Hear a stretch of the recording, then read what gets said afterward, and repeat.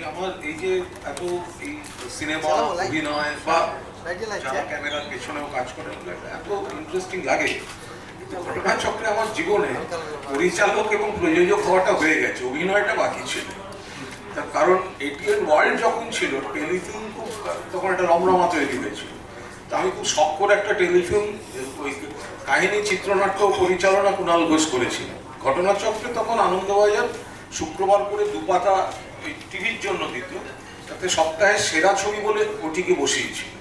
ওটাই আমার প্রথম এবং ওটাই আমার শেষ।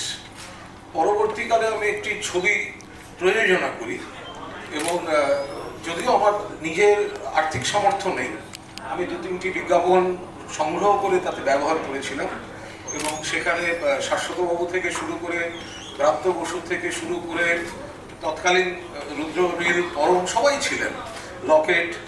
কিন্তু ওই যে 3টি বিজ্ঞাপন নিয়ে আমি নিয়েছিলাম, তার একটির জন্য আমাকে পরে বহু সমস্যায় পড়তে হয়েছে। ফলে তার মধ্যে আমি আর দ্বিতীয়বার প্রযোজক হওয়ার চেষ্টা করিনি। আমি দেখলাম এর মধ্যে একটা স্লট রয়েছে অভিনয়, তো ফলে আমি এই ফেজটায় ওইটাই আমি একটু চেষ্টা করে দেখছি।